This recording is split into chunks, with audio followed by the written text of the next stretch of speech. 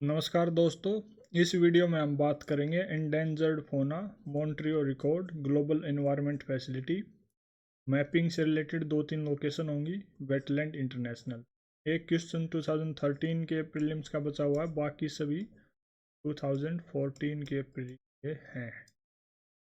Then अगर आप ये सब जानते हैं that is well and good. अगर आप नहीं जानते तो एक सिंपल वे में इस वीडियो में आप ये सब जान पाएंगे। साथ के साथ आप अपना एमसीक्यू सॉल्विंग एप्टीट्यूड डेवलप कर पाएंगे। आर्ट ऑफ रिवर्स इंजीनियरिंग आपको मदद करेगी किसी भी क्वेश्चन की ओरिजिन को ट्रेस करने में। कीवर्ड की बेसिक नॉलेज आपको इक्विप करेगी यूपीएससी के उन क्वेश्चंस को सोल्व करने में जो हर साल हर सब्जेक्ट से पीवाईक्यू के बेसिस पे पूछे जाते हैं। साथ के साथ अगर आप अपने कंसेप्ट्स को क्लियर कर पाएंगे, अगर आपको ये लगता है आपके कंसेप्ट्स ऑलरेडी क्लियर हैं तो आप उनको रिवाइज कर पाएंगे। Let's start with questions. Consider the following फोना ऑफ इंडिया। नंबर 1 घड़ियाल, number 2 leatherback turtle, number 3 swamp dear. इनमें से कौन सा एंडेंजर्ड कैटेगरी में आता है? 1 and 2 ओनली, 3 ओनली, 1 2 and 3। इस पॉइंट पे आप वीडियो को पॉज कीजिए, क्वेश्चन को फिर से पढ़िए, समझने की कोशिश कीजिए और खुद से सोल्व करने की ट्राई कीजिए। इन this case correct answer is, यानी तीनों ही जो है इंडेंजर्ड कैटेगरी में आते हैं। घड़ियाल क्या है? ये एक फिश ईटिंग क्रोकोडाइल है। कहाँ पे पाया जाता है? नॉर्थर्न इंडियन प्लेन्स की जो रिवर्स हैं, यानी उत्तरी भारत के जो प्लेन्स हैं वहाँ पे जो रिवर्स हैं उन पाया जाता है। इसकी लंबाई अराउंड 2.5 to 6 मीटर है। हिंदू इसको व्हीकल मानते हैं। किसका? जो रिवर डेटी गंगा है उसका व्हीकल इसको मानते हैं। Some local people also attribute mystical and healing powers to घड़ियाल। इसको क्रिटिकली एंडेंजर्ड डिक्लेयर किया गया IUCN द्वारा 2007 में। क्यों? क्योंकि इसकी पॉपुलेशन काफ़ी घट रही है। किस वजह से? हैबिटेट का लॉस हो रहा है और जो फिश के रिसोर्सेज हैं जिनको खाकर ये अपनी एनर्जी का सोर्स बनाता है वो भी घट रही हैं। देन लेदरबैक टर्टल है जिसको ल्यूट टर्टल भी बोलते हैं क्योंकि इसकी स्किन लेदर की जैसी है। ये अराउंड द वर्ल्ड पाया जाता है। ये लार्जेस्ट है लिविंग टर्टल्स में। इसकी जो लंबाई है अराउंड 2.7 मीटर है। It is also heaviest of all non crocodilian reptiles. इसका वेट अराउंड 500 kg है। इसको भी क्रिटिकली एंडेंजर्ड डिक्लेयर किया गया IUCN द्वारा। क्यों? क्योंकि habitat loss, accidental capture, pollution, climate change की वजह से इसको थ्रेट फेस करना पड़ रहा है। After that there is swamp dear जिसको बारहसिंगा भी बोलते हैं। ये डियर की एक स्पीसीज है जो इंडियन सब कॉन्टिनेंट में पाई जाती हैं। इंडियन सब कॉन्टिनेंट से मतलब है India, north and central India, Pakistan, Nepal, Bhutan. इसको दोल होरिना भी बोलते हैं आसामीज में। शेड्यूल 1 में ये इंक्लूडेड है जो WPA यानी वाइल्ड लाइफ प्रोटेक्शन एक्ट का पार्ट है। It is also declared endangered by IUCN। Habitat loss, poaching की वजह से इसको थ्रेट फेस करना पड़ रहा है। घड़ियाल आप देख सकते हैं इसके यहाँ पे जो इसका मेन फेस है वहाँ पे एक गड़ा टाइप में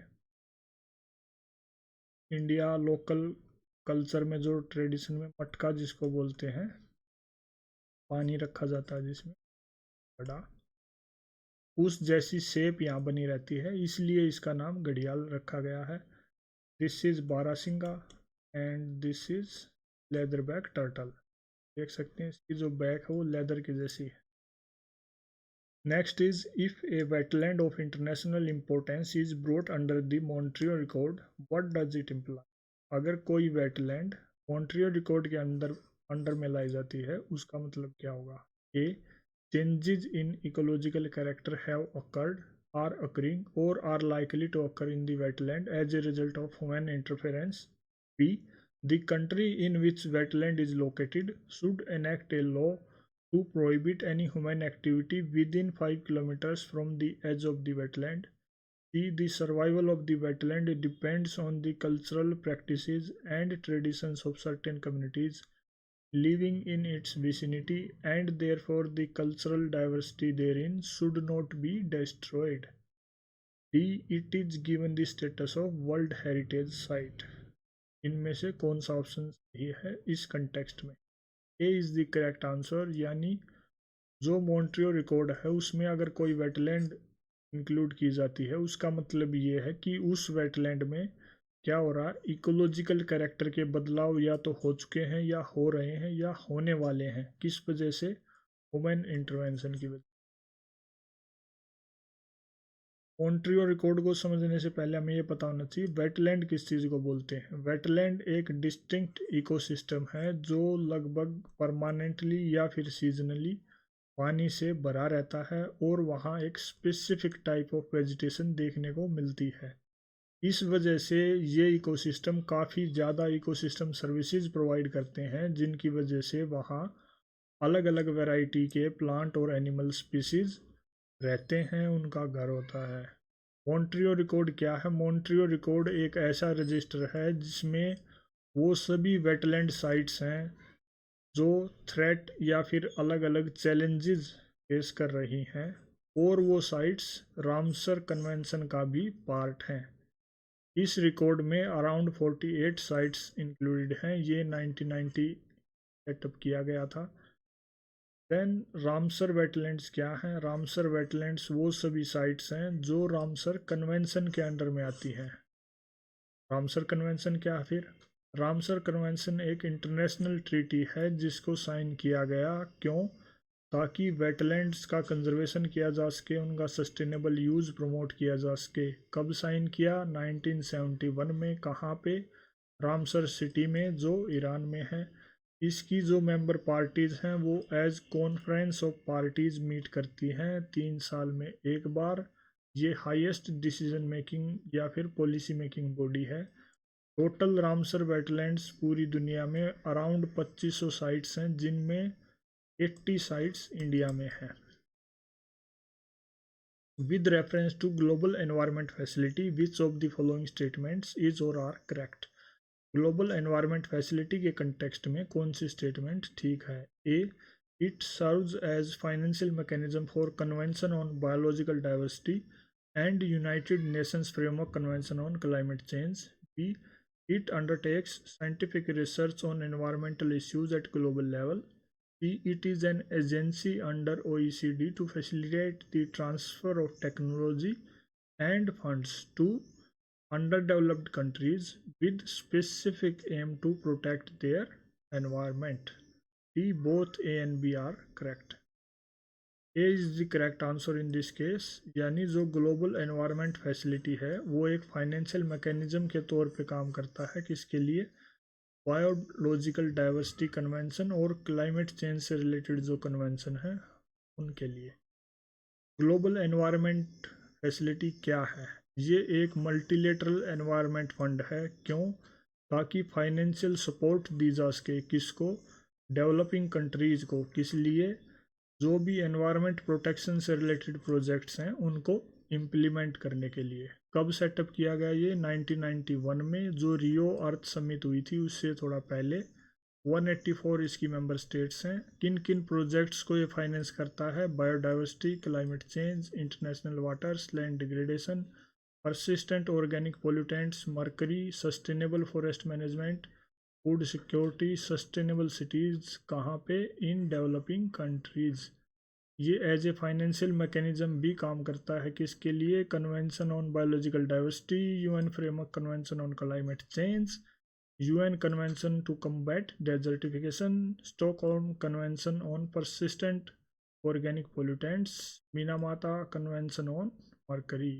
देन बायोलॉजिकल डाइवर्सिटी कन्वेंशन क्या है? क्योंकि ये दोनों चीज़ें ही हमारे ऑप्शंस में मैंशनड हैं, इसलिए इनको और डिटेल से जानना ज़रूरी है। It is a multilateral treaty, क्यों साइन की गई? ताकि बायोडाइवर्सिटी से रिलेटेड कंजर्वेशन किया जा सके और सस्टेनेबल प्रैक्टिसेस को प्रमोट किया जा सके। कब साइन किया गया? 1992 में। इफेक्टिव कब से हुई? 1993 से। कहाँ पे साइन किया गया? जो रियो अर्थ समिट थी ब्राज़ील में साइन किया गया। 196 मेंबर पार्टीज़ हैं, लेकिन सिर्फ 30 स्टेट्स ने ही इसको रेटिफाई किया है। तो इसके सप्लीमेंट्री एग्रीमेंट भी है, कार्टागेना प्रोटोकॉल और नागोया प्रोटोकॉल। 2010 को इंटरनेशनल ईयर ऑफ बायोडाइवर्सिटी के तौर पे मनाया गया, और 2011 टू 20 का जो डिकेड था उसको यूएन डिकेड ऑन बायोडाइवर्सिटी के तौर पे मनाया गया। इसके बाद है UN framework convention on climate change. ये भी एक इंटरनेशनल एग्रीमेंट है जो मेंबर स्टेट्स ने साइन किया। क्यों? ताकि क्लाइमेट सिस्टम से रिलेटेड जो ह्यूमन इंटरवेंशन है उसको कम किया जा सके। 1992 में इसको साइन किया गया रियो अर्थ समिट पे, जिसको UN conference on UN environment and development भी बोलते हैं। 198 मेंबर पार्टीज हैं। क्योटो प्रोटोकॉल इसका एक सप्लीमेंट्री एग्रीमेंट था जो 1997 में साइन किया गया। इसको रिप्लेस किया पेरिस एग्रीमेंट ने, जिसका मेन एम है ग्लोबल टेम्परेचर को 2 डिग्री सेल्सियस से कम करना, और ये कोशिश करना कि उसको एटलीस्ट 1.5 डिग्री सेल्सियस पे होल्ड किया जा सके। कॉन्फ्रेंस ऑफ पार्टीज इसकी main supreme decision making body है जो हर साल मिलती है, मीटिंग होती है। OECD is organization for economic cooperation and development. इसके बारे में इकोनॉमी की PYQ सीरीज में ऑलरेडी बात हो चुकी है। Lecture number 7, question number 1। Link will be given in I button, you can visit and watch. Next question is, consider the following pairs. Number 1, Dampa tiger reserve Mizoram में है या नहीं? Gomti wildlife sanctuary Sikkim में है या नहीं? तारामती पीक नागालैंड में है या नहीं? कौन सा पेयर करेक्टली मैच्ड है? 1 only, 2 and 3 only, 1 and 3 only, 1, 2 and 3? In this case correct answer is C, यानी फर्स्ट जो दाम्पा टाइगर रिजर्व है वो मिजोरम में है, and third Saramati peak Nagaland में। Second is incorrect. Dampa tiger reserve जो है वो मिजोरम में है, एरिया 500 किलोमीटर स्क्वायर का है। इसको टाइगर रिजर्व डिक्लेयर किया गया कब? 1994 में। ये प्रोजेक्ट टाइगर का भी पार्ट है। लुसाई हिल्स यहीं पे हैं। ट्रॉपिकल फॉरेस्ट होने की वजह से यहाँ डाइवर्स फ्लोरा फोना देखने को मिलता है।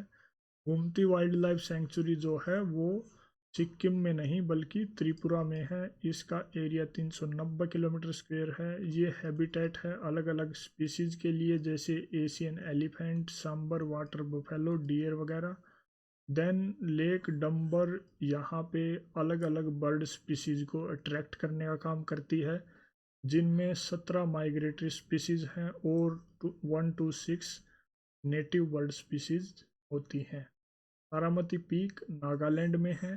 इसकी हाइट 3826 मीटर है। इसको क्राउन ऑफ नागालैंड भी बोला गया है। It is a natural boundary between who, India and Myanmar के बीच में नेचुरल बाउंड्री है।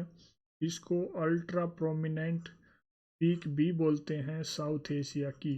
अल्ट्रा प्रोमिनेंट पीक वो होती है जिसका प्रोमिनेंस 1500 या उससे ज़्यादा होता है। प्रोमिनेंस तारामती पीक का कितना है? 2885। प्रोमिनेंस से मतलब क्या है?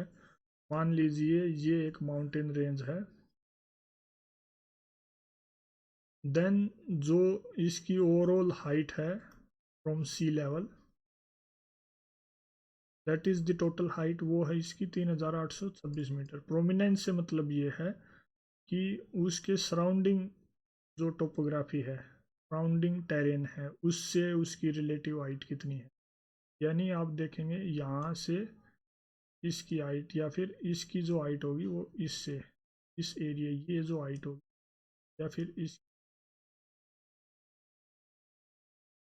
ये height, that is prominence. Surrounding area के सराउंडिंग टेरेन से रिलेटिव जो हाइट है। Next is with reference to a conservation organization called wetland internationals, which of the following statements is or are correct? It is an intergovernmental organization formed by the countries which are signatories to Ramsar Convention. Second, it works at the field level to develop and mobilize knowledge and use the practical experience to advocate for better policies. Select the correct answer using the code given below. 1 only, 2 only, both 1 and 2, neither 1 nor 2. In this case, correct answer is B. यानी ये field level पे काम करती है। To develop and mobilize knowledge, और जो practical experience इसने gain किया उससे अच्छी पॉलिसीज बनाई जा सकें। किससे रिलेटेड?